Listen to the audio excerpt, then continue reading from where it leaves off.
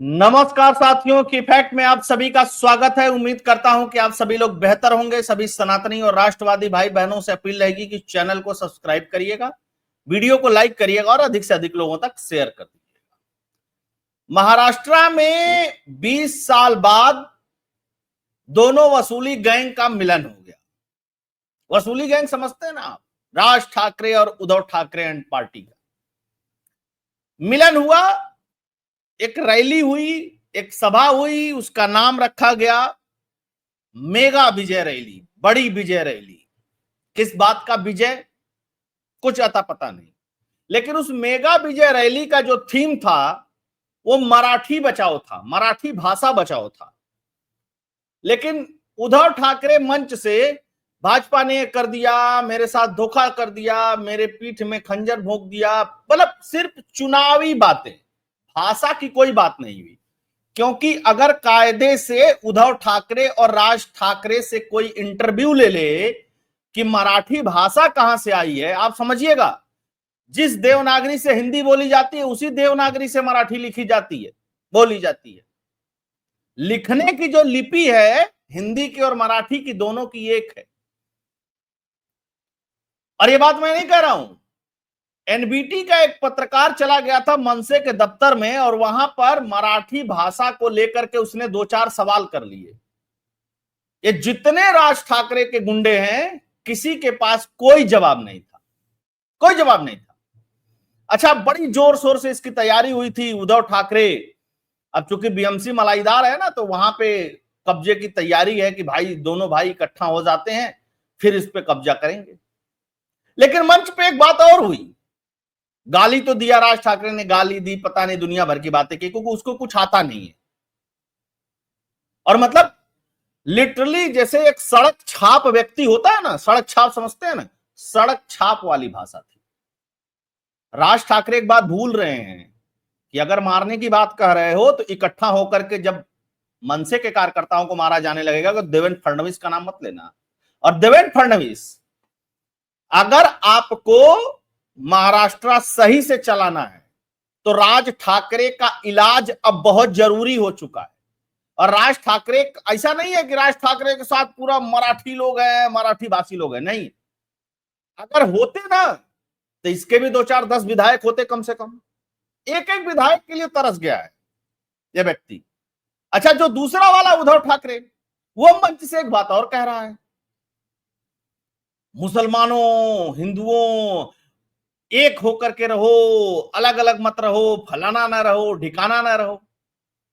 हिंदू हृदय सम्राट बाला साहब ठाकरे के दोनों ललना पलना, कुछ लोगों को बीच में लगता था कि राज ठाकरे में बाला साहब वाला स्पार्क है। अरे स्पार्क कुछ नहीं है यार, कुछ स्पार्क नहीं है बाला साहब वाला। बाला साहब का की परछाई तक नहीं है इन दोनों के ऊपर, इस बात को समझ लीजिएगा। अच्छा, ये सब रैली वैली तो किए, मराठी के नाम पे बहुत हल्ला वल्ला मचा लिए। मैं आपको बताता हूं, ये फायर बैक कर गया है और रैली पूरी तरीके से फ्लॉप हो गई है। क्यों फायर बैक कर?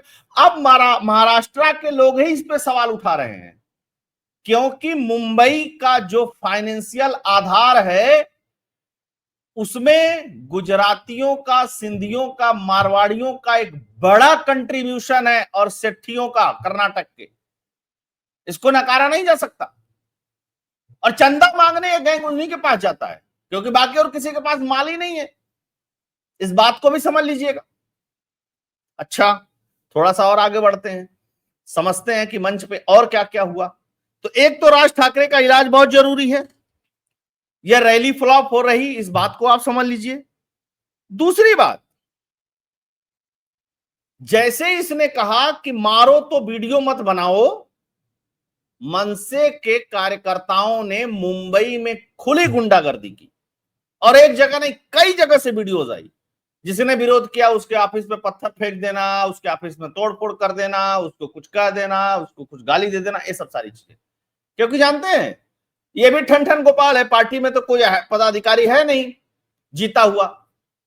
अच्छा, कार्यकर्ता भी वैसे हैं, न सत्ता में न सरकार में न कहीं, तो इनको लग रहा है यार चुनाव लड़ना है बीएमसी का तो पैसा कहां से आएगा, तो डर पैदा करो। इनको किसी मराठी भाषा से कोई लेना देना नहीं है, मुद्दा ही कोई नहीं छोड़ा है ना इस समय।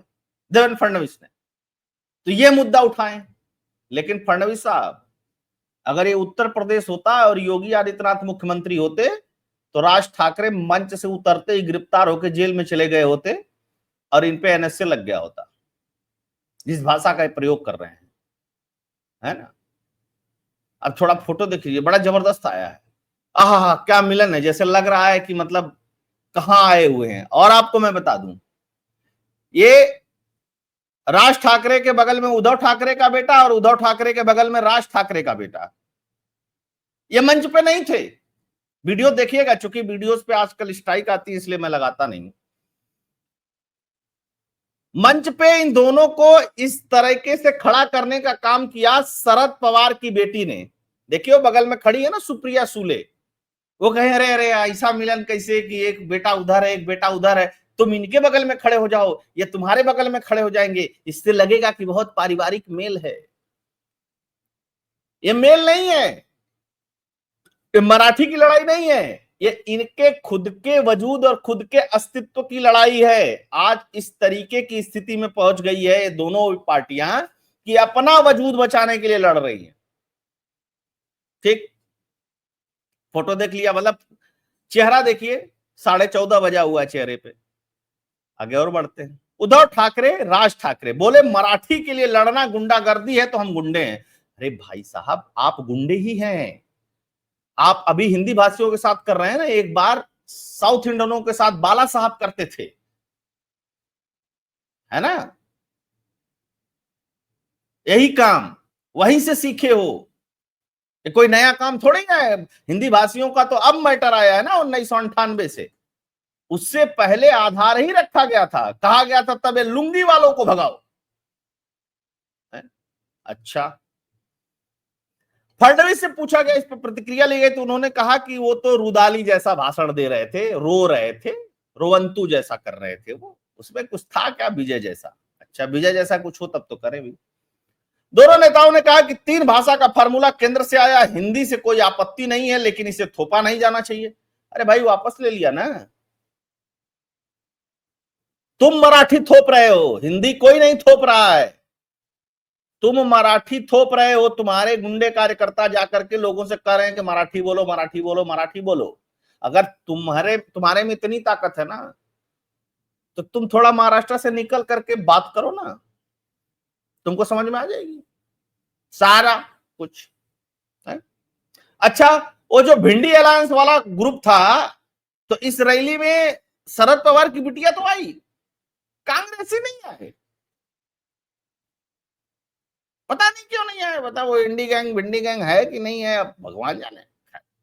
मुद्दे पे आते, कारा मराठी के लिए लड़ना अगर गुंडागर्दी है तो हम गुंडे हैं। तुमको मराठी का ठेका किसने दे दिया बे?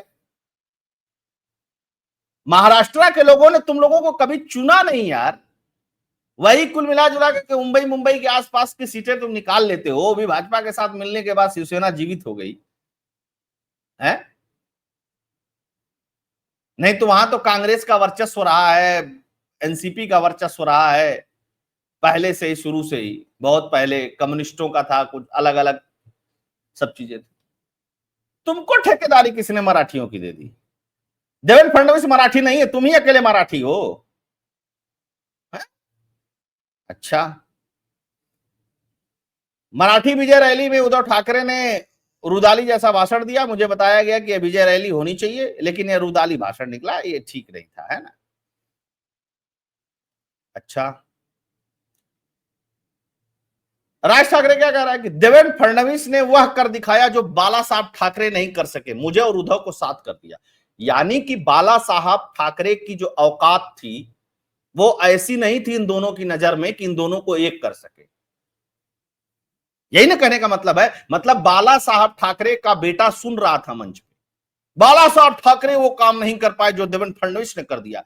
तो देवेंद्र फडणवीस महान, तुम लोगों को परिवार को मिलाने का काम देवेंद्र फडणवीस ने किया, यानी कि देवेंद्र फडणवीस बाला साहब ठाकरे से महान है। इस बात को एक्सेप्ट किया ना तुमने मंच पे, क्या मतलब है इसका?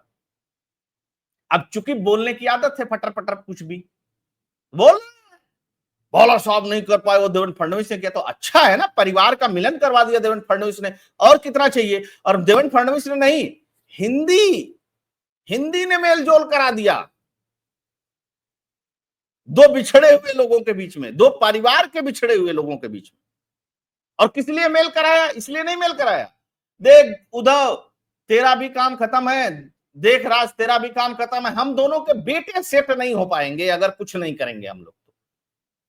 क्योंकि इसका बेटा पहले ही चुनाव में बुरी तरीके से हारा, और इसका बेटा पूरे चुनाव में हिंदी में बोलता रहा।